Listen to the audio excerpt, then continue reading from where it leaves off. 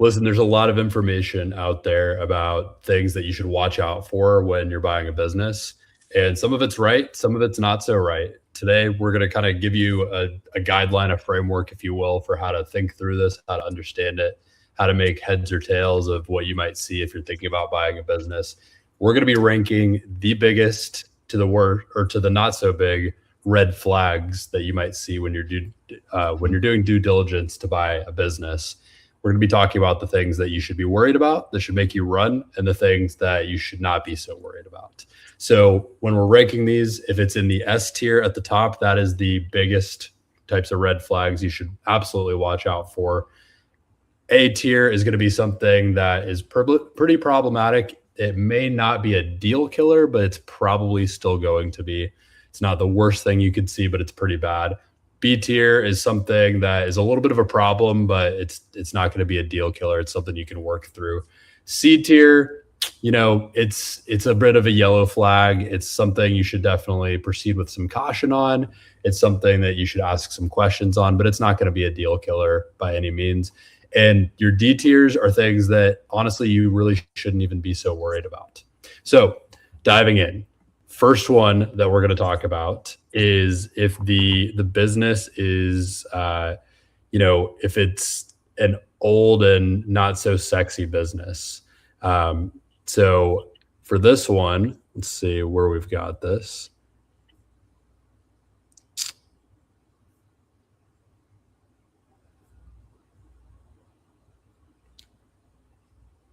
Actually, let's go with this one first. We're going to go no verified financials. So no verified financials. This is going to be something that is we're going to go S tier on this one. And this is if the business refuses to provide verified financials, like they're just not willing to do them. That is something that is going to be an absolute deal killer.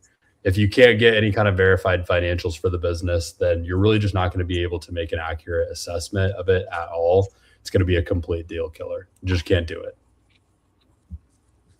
No, I feel like it's different than a sim, where if you're only getting a sim, that's more of a B tier situation, but there's just simply no numbers, or they're all, like we've pointed out, when the numbers are perfectly rounded, like 600,000, 700, when they're all very easily quantifiable numbers, usually that's the sign of some pretty rough financial stuff, and they're just trying to give you a very vague idea of what it could make is always the language in those.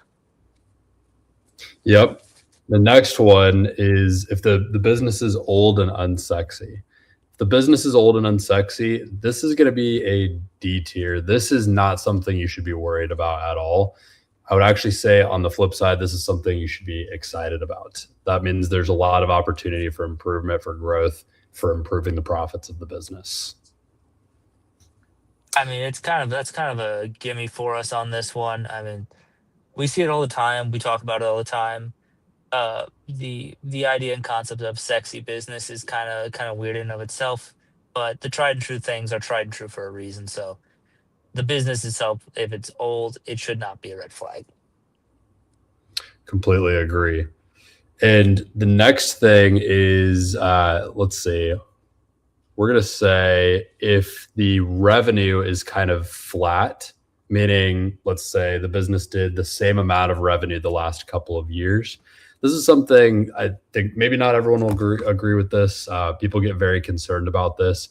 This is going to be another D tier ranking. This is really not something you should be altogether that concerned with. A lot of times, what we see is this just means that the owner's gotten comfortable. They're kind of at a place where maybe they stepped back a little bit. I'm working on due diligence for a business right now where this is the case. And it's not something that we're super worried about. They just they got comfortable and they haven't put a ton of effort into growth. Yeah, I think it really also depends on your processes and education and abilities within that structure of business. If you don't have a lot of experience in that area of business that you're buying, you might be more concerned because you won't even know how to grow it if it's just standing still. So I think that's where you can kind of see some people bumping it up to possibly B tier. But I think for the average, easy to learn business or business you have experience in, it's definitely going to be in the S tier. Next one is the lease is expiring soon for the business. And this is going to fall kind of middle of the road.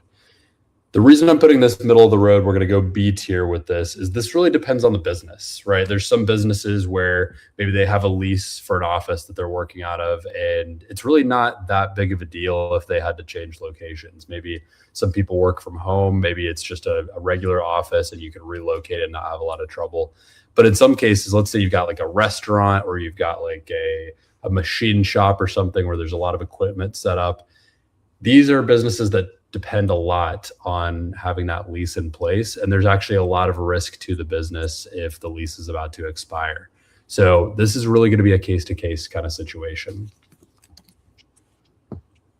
Yeah, I think it just depends on the business, and it depends on if the owner owns the land that you're renting or if it's a separate landlord. That can also affect, in my mind, where I'm going to put it up there.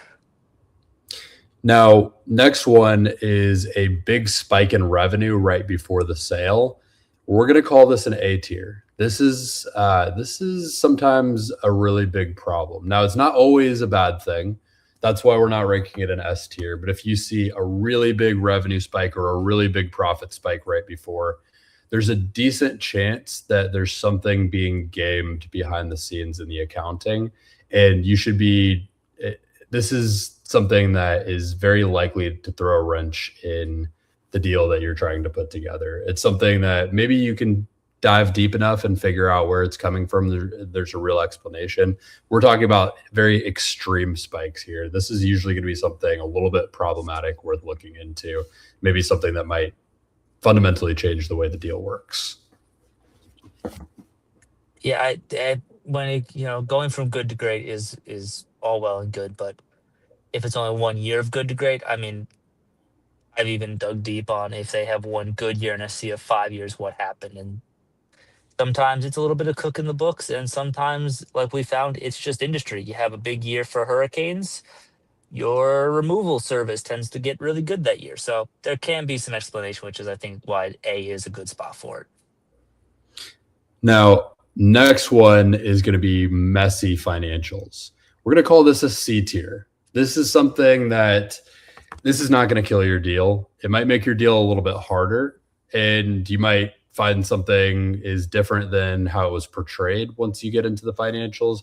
But just messy financials is not really something that's going to be a massive, massive issue for you to deal with. It's just something that you got to be aware of and you've got to know how to navigate. It's not going to kill your deal, though. It's really not a huge deal, just something you need to be cautious about. Honestly, it's the standard. Very rare is it to find somebody in the businesses that we look at where the financials are clean and up to date or even well done. I mean, you're dealing with small business. It's going to be messy to get in there unless you have a stellar broker that you're working with who they're working with too. That's right. The next one is going to be 50% or more of the revenue is coming from a single customer. This is an S tier of all S tiers. If you see this, what else do I got to say? Just run. You can lose that one customer the day after you buy the business and you're completely done for. It's just going to crumble the business. You overpaid. You won't be able to cover the debt service, or you just overpaid, and it's going to be a huge problem. I mean, there's a certain mix you want to have, and usually it's, you don't want more than 50% of your revenue coming from your top 5 customers. And I've even seen a business where 80% of the revenue was coming from one business, and it was the guy's brother-in-law business. And I'm not certain, but I would say that if the brother-in-law left the one business, he's probably going to find somebody else to work with. I'm not guaranteed that contract. That's right. So definitely something you want to watch out for.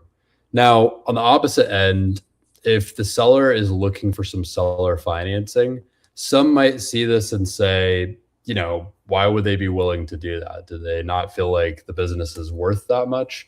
But this is not something to be worried about at all. This is going to be a D tier as far as red flags. not at all something I would be worried about. This actually usually just means that they want to structure their taxes a little bit better. It's going to be better on them for their tax purposes if they can spread out the payment over a little bit of time, and it's going to be good for you. So I would not worry about it if they're looking for seller financing.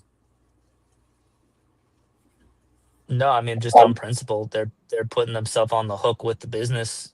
Business doesn't make money, they don't get paid. So if anything, that's a very positive sign. That's right. Now, the next one that we're going to do is let's see. If they have had multiple failed sales, meaning they've tried to sell the business and it's fallen through a couple of times, this is something I'm going to put up in A tier. Now, this one might be a little controversial, but the best predictor of the future is going to be the past. And if they have not been able to get a deal done, if it was one time, maybe it was more on the buyer before. If it was a couple times, even maybe it was a bad buyer a couple times. But most of the time, if it's been a few different failed sale attempts, that means there's something wrong with the business that is causing those people to pass on it. I think it's a bit harsh to put it at A. I'd probably say B. Um, you know, I it may you may be the one that finally gets in the deal, because enough times getting the door slammed in your face because your price is too high. Maybe you're the guy that he says, fine, I'll come down to the price, I just need to get this thing over with. That's always a circumstance, but uh, again, it depends on if you're trying to do this off market or if you're working with a broker, because that can drastically sway how and why those actually happen. It's a good point. The next one, if the owner is taking a very low salary, something unusually low for who they are and what they're doing, something I'm going to put in C tier. This is something that is not uncommon to see. A lot of times they take kind of just a necessary salary and the rest they'll just take in distributions. This is something that should raise a little bit of a flag for you, and you should be wondering, are they trying to artificially boost the profit just to create something that looks good for a sale? And you should be just adding back what it's actually going to take to pay yourself when you buy it and factoring that into the equation. But this is not something that's going to kill your deal. No, this is textbook using your business as a piggy bank, and those are always messy to untangle. So seeing that, you're wondering, okay, how much of this guy's life is tied up in this business? How many cars, boats, houses are in this guy's business that he bought them under? Now, the next one might be a very obvious one when I say it, but it's worth saying nonetheless. If you find any evidence in your due diligence of any kind of financial fraud, that is an S tier. If they were committing financial fraud as part of this process, that's a huge tell that they're trying to hide things and that they're misrepresenting the business, and you should run with both feet and another set if you can find them. Devil's advocate. If they didn't get caught, that just means you can now do fraud. Now, that's a separate Devil's matter. advocate, not financial advice. Just saying, if it was good enough for them, odds are you're buying a good fraud machine. It's a good argument. Not advice. I'd move it down to C. Okay, so the next one is that if you find out that key employees are likely to be leaving, that's going to be an A tier ranking. Now, depends on how key the employee is, and this might be different from business to business, right? But in general, if the key employees are leaving, one, that's probably a bad sign. It means that there might be something wrong or going on with the business. But two, you're probably not going to be able to run the business the same way that it was if some of the key employees are leaving. So this is something, this is not the worst possible thing that you could see, but this is something pretty likely to kill your deal. Yeah, I suppose it depends on where you are in your deal lifespan. Some people, if they're buying a business that they've already been running in a different area, they can just insert their own people. Some people really want everybody gone to kind of refresh, or at least they want a chunk of people gone. So I could see if maybe you had a large pool of talent that you knew you had on hand, perhaps this is something where you would put it lower on the risk scale. But I would say in general, if you're losing the majority of your staff off the rip, it will just inevitably be a more uphill battle to get it back up and running. Now, you might have noticed we're a little short on some of the stuff in the middle here. So I'm going to throw a couple rapid fire ones at you that are just things that are a little bit of a concern, but not the worst thing ever. First one is if the business has, some bad online reviews, that's something that can be a little bit problematic, something you should be looking into. Really depends on what's in the reviews, but just take a look at it and make an assessment from there. But it's not going to be a deal killer necessarily or the end of the world. Another one is excessive ad backs or just excessive things being added back from things that are owner benefits into the profit to try to inflate the picture of profit. If there's a ridiculous amount of them, that's something, that warrants some closer looks and some closer consideration. And it might be something that, changes the picture of what the business is actually worth to you.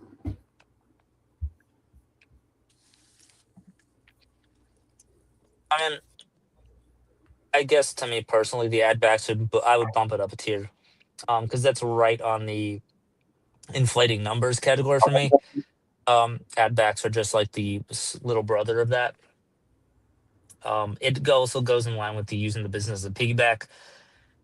So I can see where if it wasn't a ton, it could be a B tier. But I think when you see a lot of ad backs coming into a business where to the extent where they were negative and then after ad backs they were very positive, you really need to have some good accounting referrals come in and check out whatever they're doing, because again, how do you go from negative to 400K positive?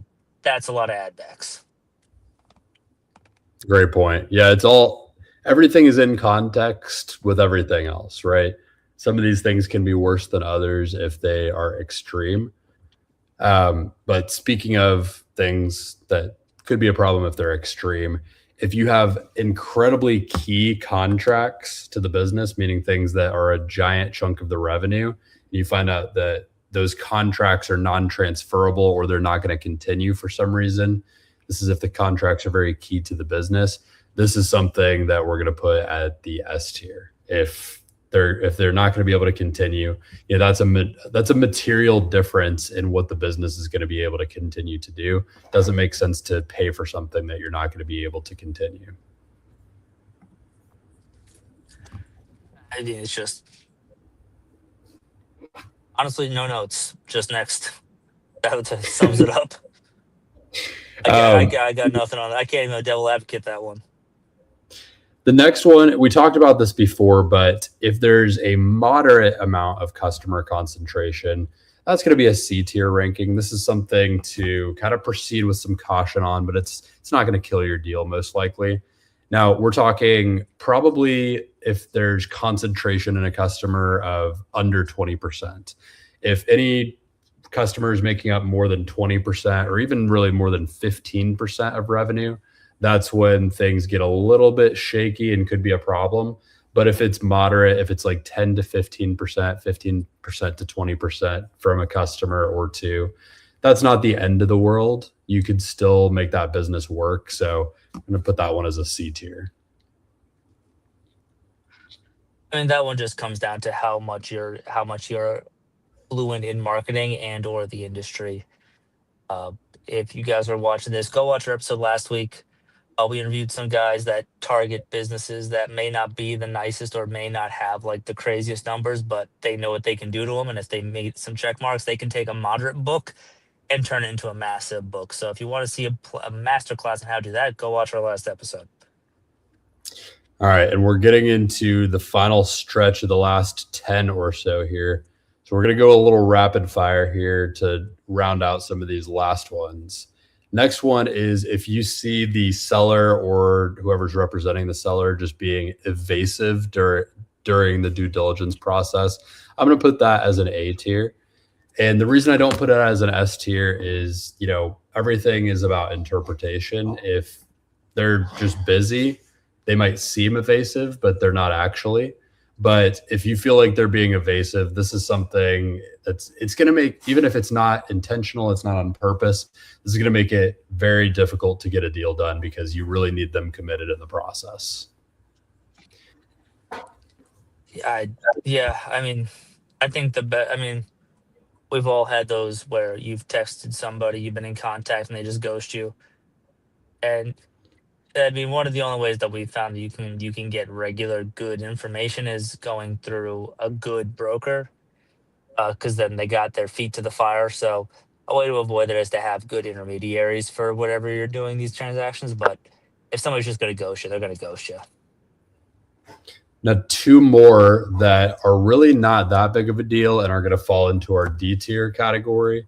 If the owner has lots of relationships with the customers, this is something that people get very concerned about. And, it's really not that big of a deal unless, these customers are not going to continue with the owner, or if they're going to leave or go somewhere else with the owner. This is usually something that you see in a business, and typically you just make a plan around the transition. Another one that's kind of a common misconception is people feel like if the business is arriving on a public marketplace, that means it's just not a good business. And that's not the case. That a lot of times a broker will take it straight to a public marketplace. Now, you might want to look into the history of it and see if there's been attempts to sell it before, but I think that's kind of a common misconception. Yeah, I think specifically you can say that you compare it to houses. Oh, if you went if you went on Zillow and said every house on Zillow wasn't good enough to sell privately, that's insanity. There are tons of great houses, and also, why would you not want a ton of eyes on your business to get the most options for a buyer? So that one I find I have the most contempt with, and I think that's sort of a made up issue that people push when it comes to businesses. So I would never. I don't think anyone should ever consider that a negative. In fact, more of a positive. On the other end, though, if the business is completely dependent on the owner, if it relies on them a lot, we're going to put this at an S tier. This is just not something you can make work unless you want to buy a job, which, you can get a job for free, and I hear they pay you too. So if the business is completely dependent on the owner, that's going to be an S tier. That is going to be one of the biggest red flags, and you should run. Yeah, I mean, I think that the kind of middle ground is like, if you are an HVAC guy and you buy an HVAC business and it's like Chuck and his three sons, and you're buying it from Chuck and it's just you and Chuck's three sons. Yeah, you bought a job, but you now have more upward mobility, I guess, and more scalability because it's on your terms. But I think for the average person who might be coming into a business not being a veteran of the industry, if it's all running through the owner, you're gonna have a really bad time. Right. Couple more towards the top, but not the worst thing you could find. If the industry itself is in decline, that's a problem. Honestly, it's not the worst thing you could possibly find, but it will probably kill your deal and probably should. Just beware of an industry in decline. And if the business has pending litigation, this one, I would even maybe argue for, I'm going to put this in B tier as well. It really depends on the business. When you get to a certain size of business, there's just likely to be some kind of pending litigation going on at most of the time. So I would take it in context and see what it is and what the scope of it is, the size of it is. But it's something that could cause some problems with your deal. It might make it difficult to transfer the business. So definitely something to watch out for, and something you might need to look into. Yeah, I guess take case by case on that one. Probably would just overall stay away from those. Now, another little rapid fire of things that are right down the middle. If there are no written contracts for the business, this is something that, it's not ideal, but there's a lot of industries that just work this way. We're working on one in the dumpster rental industry right now. They don't have written contracts. And I mean, sometimes they have service agreements, but they're not locked into contracts. There's not guaranteed revenue really. That's just the standard of the industry. There's a lot of other things that go with it that make it not such a big deal in context. So it really depends on the industry, whether this is going to be a big problem or not. Single supplier risk, if the business depends heavily on a single supplier, again, just take this in stride. This could be a big deal, but if you have a good relationship with a supplier that could work with this, and maybe you can bring some of those relationships, then it's not so big of a deal. Another one to kind of round out this section is if the owner is looking for an unusually short transition period, then this is something that, this is something that could be a problem. You might want to unpack it a little bit and understand just why they're looking for a short transition period, but it's not going to be the end of the world. It's likely not going to kill your deal. You might be able to negotiate that a little bit. I mean, the supplier analogy I always use is, would you put all of your money into one stock and one stock only? If you wouldn't do that, then you shouldn't go with only a singular supplier. In the shorter window, I think, the buyer doesn't understand how much power that gives them. I think while you may feel like you're on their schedule, if you're going along with them, they're more on yours at that point. So you're going to be able to force the hand a little bit more with what you're asking for and what you want from them. Now, couple more things. Last two here. If the business is behind on technology, I was going to put that in the C tier, but you know what? I'm actually going to put that in the D tier. This is really not a big deal. It could cause a problem here, a problem there. Say all the business's records are on paper files or something, that might cause a little bit of a problem for you. If that's the case, if they have nothing digital, then that might be a little bit more of a C tier. But on the same hand, if you have a good understanding of technology, this can be a huge opportunity to improve the business and grow it faster. Just a bigger lever to pull. And then the last one here is if the seller has a very urgent personal reason for selling the business, we're going to put that as a C tier. This sometimes can be to your benefit as the buyer. Sometimes this is, this means that the sale is going to get across quicker and more efficiently and maybe on better terms sometimes. But by the same token, you've got to be patient in this process. And that goes for both sides. You have to be patient as the buyer. You have to be patient as the seller. So this could cause some problems, something to watch out for and understand in context. If there's like a medical reason, a divorce, or something like that, that could throw a little bit of a wrench into the process and make it a little bit difficult to work with them. So just something to take in stride and think about what it is and if it's going to affect that. Yeah, I think the technology one to me is kind of it could go higher. I do think that if you buy a business that's service based and they are just purely paper, no CRM, you're buying a lot more work than you think you are. So you should seriously consider what they're asking, what you're willing to pay, because you will be transitioning that entire business onto a CRM at some points. And that is no small feat in and of itself. That's right. Now, this has been not an exhaustive list of all the possible red flags that you could find, but hopefully if you're someone who's thinking about buying a business, or maybe you're thinking about selling a business, you can think through some of these things and just try to understand, how does this affect what the other side is thinking? How does this affect, how the transaction is going to work? And if you're buying a business, hopefully this can help you avoid some mistakes. But until the next time, we do this show every Tuesday night, right around 6 p.m. Eastern Standard Time. Tune in. Let us know what you're thinking. Let us know if there's deals you want to talk about. Find Ryan or myself on LinkedIn at our names as you see them on the screen, Ryan Santo MBA or Brody Vincent MBA. Shoot us a message if there's something you want us to cover, or if you want to come on the show and join us and talk about some of this stuff. Until the next time, we'll see you then.